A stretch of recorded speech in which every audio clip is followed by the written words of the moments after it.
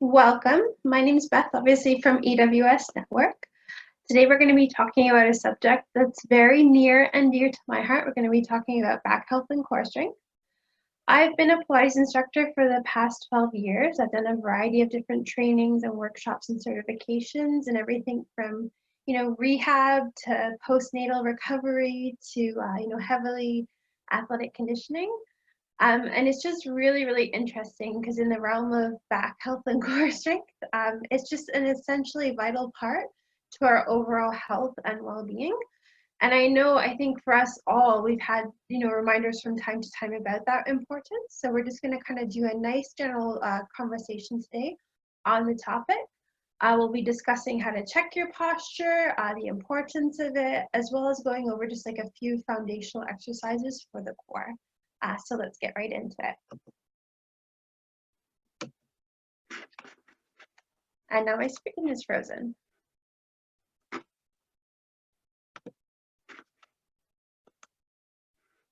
Okay, there we go. Okay, so just take a moment to kind of do a check as to what back health means to you. So usually when I ask this question to people, we always think about obviously our muscles and our spine. But a lot of people seem to relate back health back to injury, which again isn't necessarily the best thing to be doing, because for a lot of us, we're not thinking about our back and the importance of it until something goes wrong. So again, we're going to kind of weave that throughout our whole conversation. Back health is preventative maintenance. It's an ongoing thing that we should be doing and maintaining, and the same with core strength.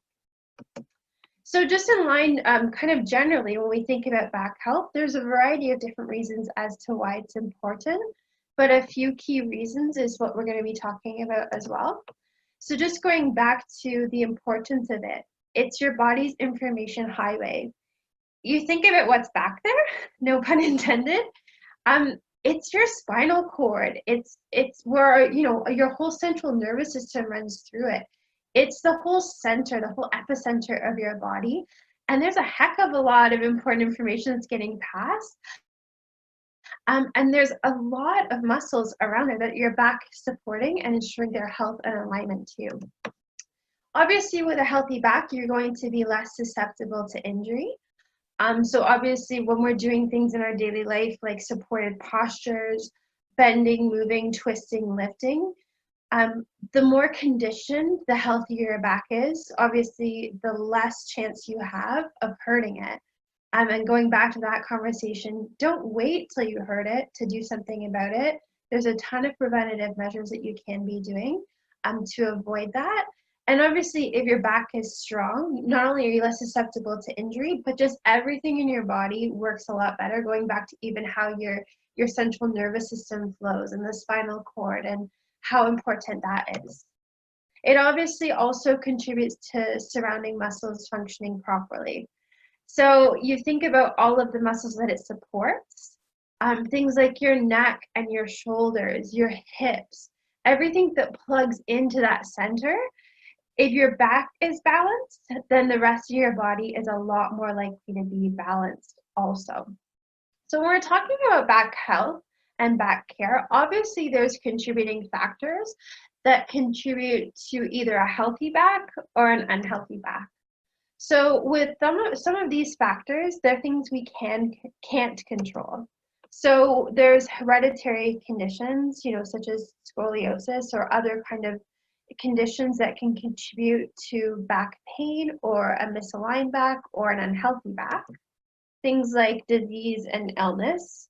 Our age, I know we'd all love to control this one, but even as the back and the posture ages, there are certain conditions, certain breakdowns, certain degenerations that are reasonably out of our control as part of the aging process. And sometimes we can't control injury, right? We can't control things like a car accident or a bad fall or a slip on the ice or, a knee-jerk reaction that might contribute to misalignment or injuries or something that we necessarily have to rehab, or even, God forbid, but, lasting damage. Sometimes there are things with our back that we necessarily can't control. But the good thing is that with that and our contributing factors, there are a lot of things that we can control. So it always goes back to that whole conversation around proper lifting, right? Are you using the legs? Are you engaging through the core? Are you keeping your glutes tight? Are you, you're not kind of bending at the waist, you're bending from the knees, right? Things like that. So we can control the way we lift. We know when we lift improperly, but you just kind of take that time to think beforehand so that you are doing it correctly. We can control that. We can, to a large extent, um, kind of control how we move. We've all had those times when we're doing something and we're kind of thinking, I don't know if this is the best. I don't know if this is the best to be on the top rung of the ladder. It's not when you're lifting for something. A very unstable position and a bend and twist. Again, we can control those kind of things. And not only that, but we can control the way that we're moving to a large extent. Even coming up to things a little bit more, we would maybe think as menial. Stuff like unsafe workstation setup. We don't think about it as being something unsafe, but it totally is. And those kind of things are what's contributing to maybe some back pain, some even putting you more at risk for injury as well. By a large extent, of course, this one's a struggle for a lot of people, but we can control to a large extent our weight. So obviously sometimes, there's those times or conditions that maybe we can't. But things especially like abdominal fat, right? You think about all of that weight if you carry it abdominally or through your hips, through your butt even. Especially that, if you think about carrying weight in your middle, that's a ton of force that's pulling your back forward continually. So especially, I don't want to send anyone out, but especially males that carry a lot of abdominal fat, a lot of belly fat, we want to maybe call it that beer belly like some people joke about. That's a lot of pressure pulling the spine forward. So that's something to keep in mind, that if you are getting a stress back, it can be related to our weight. Of course, we can control how we exert ourselves as well. So again, even in line with that, these are all things that we can control. It's preventative measures too. I think sometimes even with that, it's a compilation, right? I have clients that say to me, well, I really did my back in when I reached for that pen the wrong way, or I grabbed my child out of the car seat. That's usually what we call like the straw that breaks the camel's back, right? So you think about all the factors that over time we have to be aware of for a safe, healthy back. It's not reaching for that pen or pulling your child out of the car seat that, injured your back, but it's a compilation of all of the factors that maybe you're not paying attention with that are going to lead up to that event, right? So it's again, like I just said, it's preventative. And this is, again, a really big one. We're going to get into it a little bit more really shortly. But it's poor posture. And again, when we're talking about poor posture, we're talking about how we're assuming positions that are so abnormal to the way that the spine should naturally lie, even though we've adapted to the fact that it feels comfortable for us. But there's a lot of repercussions that are coming for poor posture, sorry. So like I said, we're going to get into it a little bit more, but again, I'm a huge advocate for posture. Over time, everything that we're doing, you really have to think about how misaligned we're becoming. The world is in front of us, right? Like obviously, and not only from like, a figurative sense, but you think about everything that we do that's in front of us. We're on our phones, we're on our laptops, we're reaching for things, the way that we drive. So then you start to think about more of the function and more of our daily activities and how it's really contributing to poor posture. The way that we slump on the couch at night, the way we stand from side to side in the kitchen, right? The way that we drive, how we're sitting at our workstations. What happens a lot of the times is everything we tend to migrate towards a really forward posture, right? And for the average person, we've adapted it to the point where it feels comfortable. But not only that, proper posture feels so foreign and actually like a fair amount of work to do. So let's be honest, because I know as soon as I start talking about posture, everyone's natural reaction is to kind of really stand up straight and to pull your gut in. But just for a moment, relax. I will too. And take stock of how you're sitting, right? For the average person, your head is forward, your shoulders are rounded, you're feeling a little bit doughy and unengaged through the center, your spine is flexed forward like a curve. And like I said, for a lot of people, this is becoming the norm, and this is becoming what's comfortable. It feels comfortable now, but that's what's happening is that over the long run, we're suffering the consequences. Our spine is strained when we're always leaning forward. Yes, it feels comfortable. What's happening, right? We're slumped forward, our back muscles are long, our core is not doing anything, our neck is strained because our head isn't supposed to be like that. So sometimes we mistake comfort for natural, because it's just the way that we've assumed, but it's not necessarily, well, it isn't correct. So forward posture isn't correct. Why is it important? Well, as we can see from the picture, we have two examples of poor posture. A lot of people look like 1 and 2, and then one really good one of number 3. So when we have proper posture, it actually, of course, decreases pain and tension. So again, I think sometimes for us, it can be a little bit foreign, I should say, not forward, just for the fact that poor posture for the average person, let's be honest, feels comfortable. So there is a concerted amount of effort and work to start to train the proper alignment through our muscular system. And over time, it does decrease pain and tension, right? You think if your body assumes proper posture, if your muscles are supporting that spine to how it naturally should lie, you're going to have less pain and tension. So things like neck pain, that burning through the shoulder blades that a lot of desk workers experience will decrease. Even things like through your hip flexors, that forward motion of your spine when it breathes tension through your hip flexors, a lot of that can be addressed and decreased by practicing proper posture. We don't think about this one too often, but we actually do have more energy. And obviously, like the other point indicates better nerve conduction as well. So you think, again, when your posture is in check, I hope everyone's still sitting tall after a little chat, everything is going to be flowing better, right? Your circulation improves. It can even do things like boost your immunity because, again, your whole body, your whole system is flowing correctly because your spine is aligned. We're breathing better, right? Our diaphragm's opened up. We're able to take good breaths. Our back is opened up, so we're setting that breath correctly. Things like our digestive tract, you think about everything that's in our center, those are all flowing better. Even things like the way that we carry ourselves. I guess depression can be a little bit of a harsh term, not that, but I just mean in general, proper posture, it does increase our mood, right?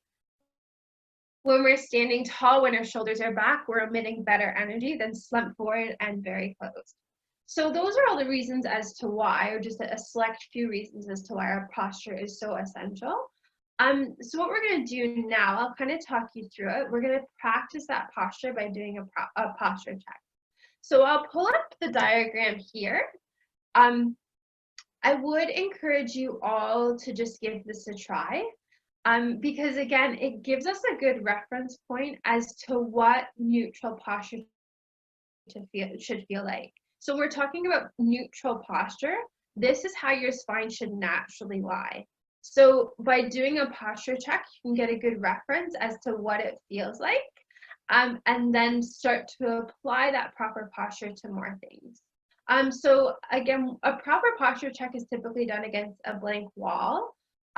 If you are seated and you don't feel like making your way to a blank wall, we can do it seated as well, but I'll just kind of talk you through it. So first of all, even neck and head placement is really, really important. So when we're talking about posture, right, I always say you want to think here, like there's a good space between your chin and your clavicle, right? So you have like, I'd say about a 4-inch gap. It's like you're balancing an orange between chin and chest. You're going to notice as well, there's a slight chin tilt upwards. So again, even that, it's not like you're reefing your chin to the ceiling or anything, but we're training our body, right? We think about how much we look at our phones. Everything is downward now. That puts a ton of strain on your traps and it breeds a ton of tension. So if you're using the wall, you're going to place your head against it with your chin slightly tilted up. In line with your collarbone, like we were just talking about, you want to think about it being open. And you even want to think about like this space between your collarbone and your shoulders. So in doing so, and in keeping your collarbone open, what you're going to feel is how your scapula, those shoulder blades lie. So again, using the wall as a reference, you'd have your shoulder blades flat against the wall. So they're not pinching and causing tension. They're not, they're not rounding forward, but with an open chest and a neutral collarbone, that nice space between collarbone and shoulders, you're gonna feel how those scapula, they just kind of nicely rest against the wall. So just checking in here, when you're doing it, how slumped forward the average person is, you're gonna feel like you're doing this, right? With your shoulders way back and your chest way up and your chin up. And it's work from there, right? So kind of working down the spine, we have our shoulders, like I said, they're tucked and relaxed, shoulder blades against the wall. Going into your lumbar, right? Proper posture is not about sticking your chest out and your butt out as well. It's not about making like your back sway, right? So referencing that to the wall, you have about a fist gap between the wall and your lower back. So it's just a gentle curve to the low back. It's not about hyperextending, but it is about having a gentle curve. Once you find that curve, you're going to notice as well how your buttocks just comes flat against the wall. Abs stay engaged, so just a slight tilt to the pelvis, if any, to kind of counter that flexion to the lumbar. But abs are engaged, so think about tucking in through the abs, and feet will be about a shoulder width apart. So even if you're seated, checking your posture, your feet will be a shoulder width apart. And what you want to do is reference from the hip bones. So your hip bones are slightly forward. Again here, even the way that we sit in our cars and the way that we work, we're not doing this too often. But going back to this, you can feel how much strain potentially poor forward posture is putting on your body, right? So if you are using the wall to kind of reference that, take a step away.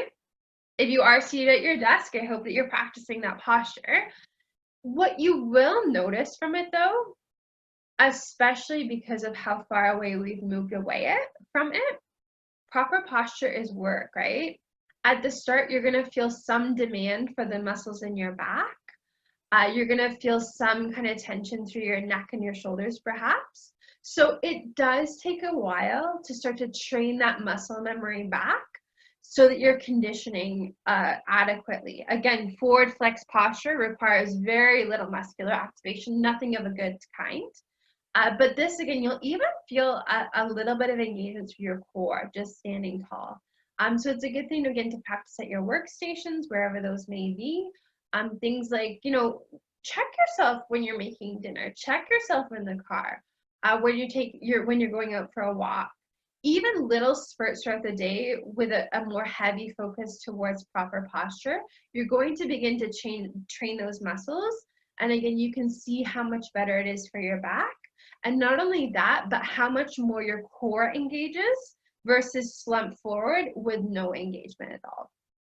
So obviously, in line with your proper posture, you do require that strong core. So you think, again, body balance, right? A strong back requires a strong core, right? They mirror each other, and that's why it's so important as well. So we're going to talk a little bit more about core strength and why it is important. So even here, when we talk about core strength, we tend to just think about abdominals. Primarily, yes, but you want to think about the whole trunk of the body and how everything has to be working together to support that. And again, we're going to go into more of why that importance is key, right? So if you're still sitting tall, hopefully you are, you can notice tall posture, your abs engage. Those abs, or we'll call it that whole core, that's your body's main center of support, right? So you think about how much that's holding up, what that's supporting. It's your overall physical health, to talk drastically, but that's why, again, it's your body's center of support. It can't get much more important than that. A strong core will spare the spine from the excess load as well. So the stronger your core is, the better engaged it is, the more it's supporting your back, the less load and the less pain and the less tension there is on your spine as well. And then again, this one again, we don't kind of think about as often, but really think about what's protected through the core, right? So we have our digestive tract, we have all of those organs, the nervous system. There's a lot of main veins and arteries that are running through our core. So we need a strong core to support that, and we need a strong core and strong muscles to protect that as well. So obviously, again, kind of going back to contributing factors, just like we talked about with back health as well, there are factors that we can control and ones that are necessarily not so much within our control. But we just really want to take stock of the fact that the factors that we can control, same as with back health, the factors that we can control within core strength, those really go a long way. And a lot of power of change is really within us with some mindful movement either. So I think we've harped on this one a little bit, but it's that idea of course, posture contributes to core strength. All of this forward posture, this forward, our abs or our core is turning to dough. Like it doesn't have to do anything to kind of lift us up and to engage. So poor posture leads to a weak core. You think about how much your core has to engage, like we just learned, to keep proper posture, how much you're using that core and conditioning it to do so. We need it for that core strength as well.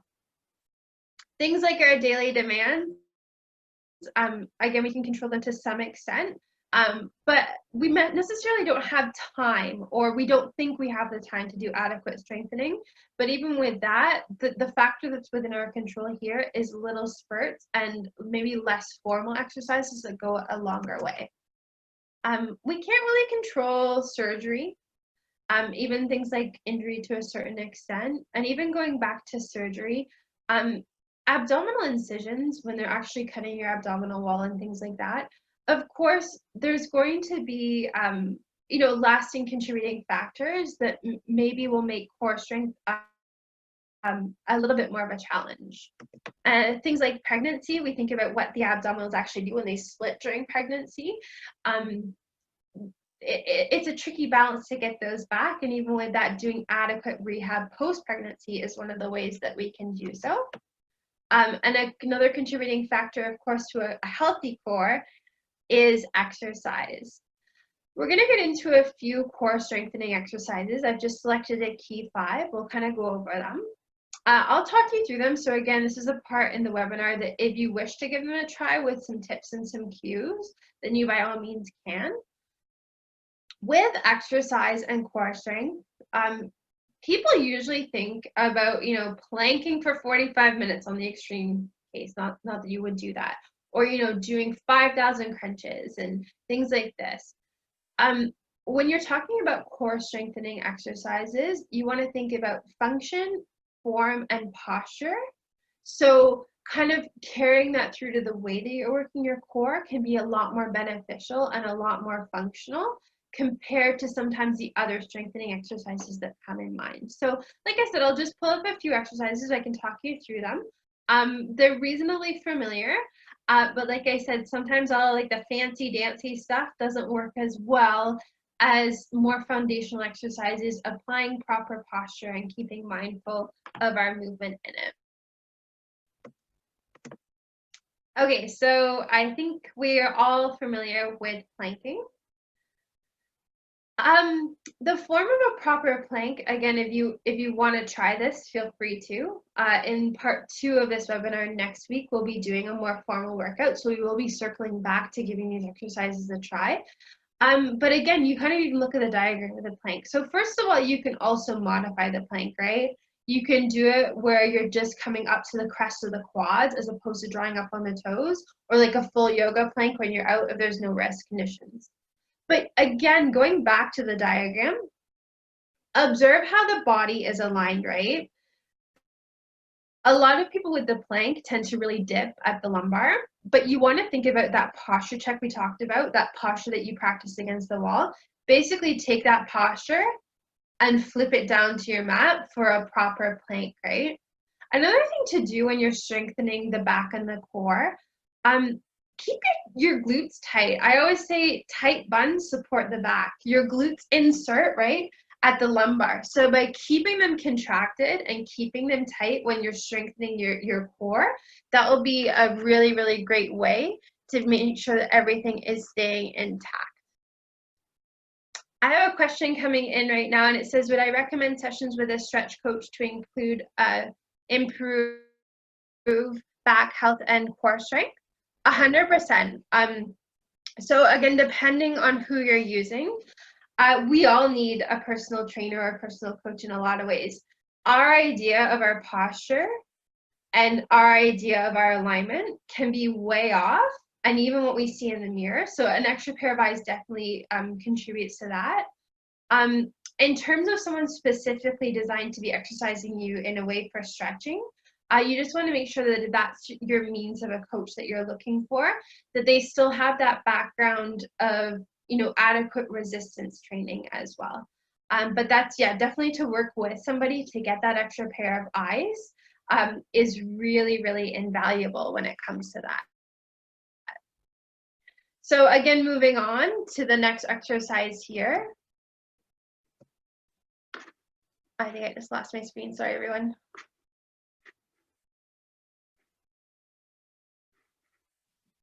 We'll do the whole one again. Sorry.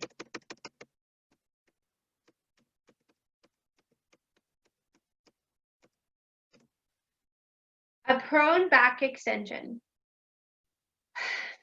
It's interesting too, again, our idea of back health, even the way like muscular conditioning to the back. A lot of people shy away from it. So that goes back to, it does help to work with somebody if that's within your means, and to kind of give you that reassurance that it's okay. So a lot of times people think that any kind of discomfort through the muscles in their back can necessarily not be a good thing. Your back is as much of a muscle as your bicep, right? So you wouldn't think, oh my goodness, I've done a whole, upper body bicep workout, say, and my arms are sore the next day, so I must have an injury. It's the same with your back, but you do want to protect it. So doing things like your prone back extension when you're lying on your belly, a modification to this can be keeping your feet planted, just lifting up through the trunk, right? Or the other modification would be keeping your trunk planted and just lifting up from your feet. So if you look at the way that you're working, right, you're working all the way through the lumbar here, and you're strengthening through the upper back, which is really, really essential as you lift up and you work it through. I just want to see if there's a new question coming in here. Oh, same one, sorry. So we have our prone back extension. This one again is a more familiar one, especially for yogis, but it's that bird dog, right? So opposing arm to opposing leg. That's, I always get that mixed up, arm and leg thing. But so again, pay attention to the posture, right? No dipping through the lumbar, no cranking up through the head. Shoulders are down, stable and set, and you have that nice alignment through. So modifications to this one would be just pulling up the arm or just pulling up the leg. But as well, what you want to do, again, with alignment in mind, when you're doing so, pay attention to where your hip bones are. So your hip bones should be directly planting or pointing to the floor. You're going to notice as soon as you assume bird dog, you want to crank that hip that the leg is lifting up. But again, apply proper posture and proper alignment. This works from lower abs to upper abs, and a little bit through the lumbar for stability as well. So moving on, as well, we have the dead bug. So again, kind of opposing to bird dog. When you're doing supines, so supines when you're lying on your back exercises, with the abdominals in mind, paying attention to your pelvic placement is really, really key. So we may be familiar with like pelvic tilt.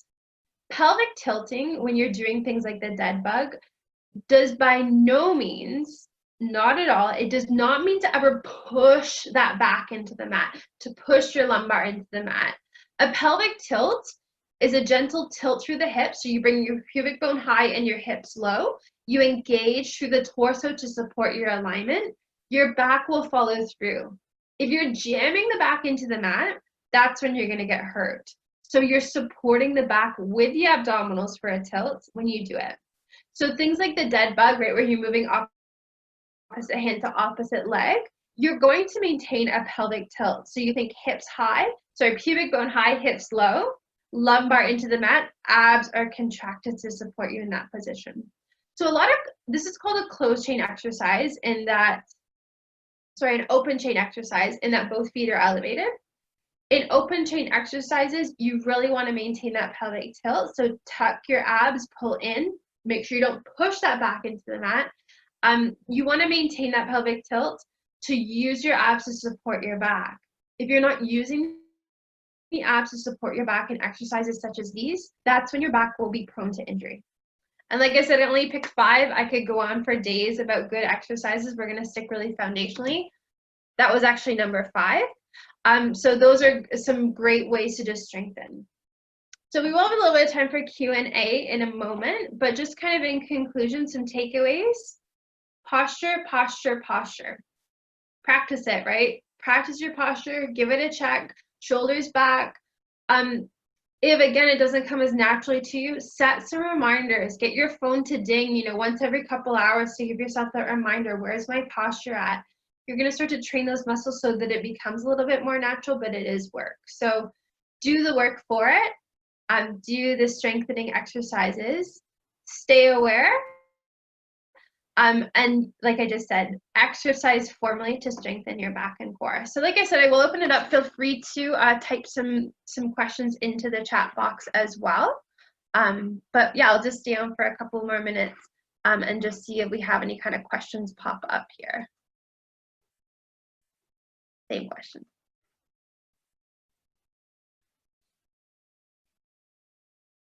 Yep, and again, in line with back, it is nice to connect with some professionals.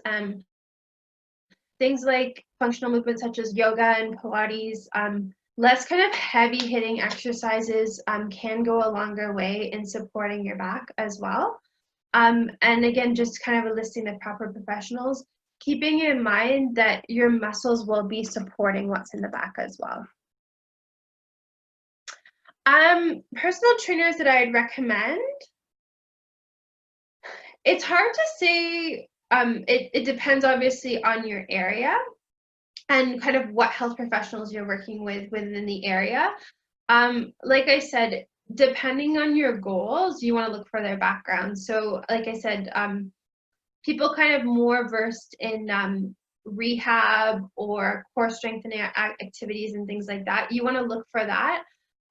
Again, when selecting a trainer, it depends on your needs. We don't all need like a heavy hitting hardcore trainer. Oh, that's a good one. So as office workers, suggestions for exercises through the day. I know you can all see my screen too, so that helps.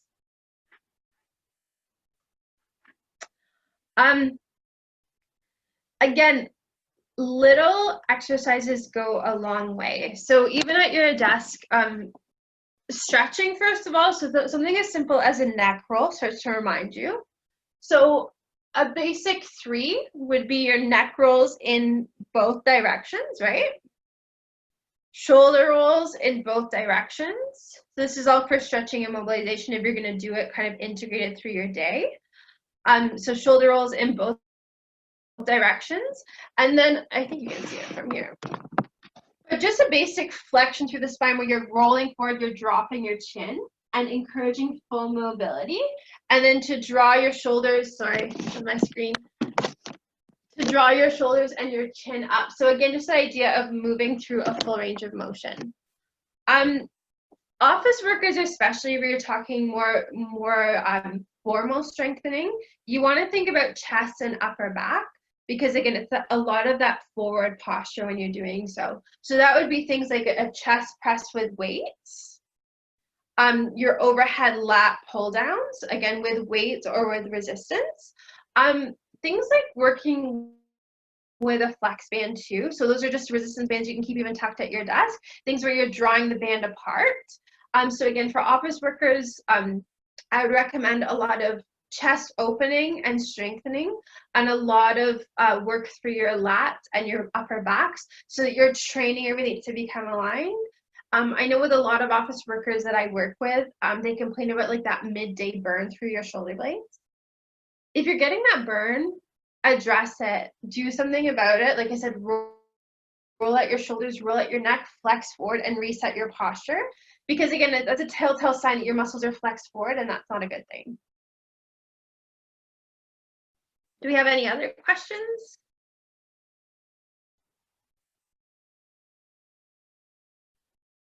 Well, I think that covers it today. Like I said, next week will be our core strength and back care part 2. We're going to be talking a little bit more about exercise, a little bit of a recap, going a little bit more in depth. And then it's kind of fun because we will be doing about a 20-minute workout. So again, in line with those questions as to what to do, we'll kind of weave some exercises into those that are geared towards posture strengthening, that are great for office workers and things like that. So thank you very much, everyone, for joining me today. And thank you for the questions. I'd encourage any comments, but I hope to see you next week as well. But yeah, have a great afternoon, and thank you very much. Thank you.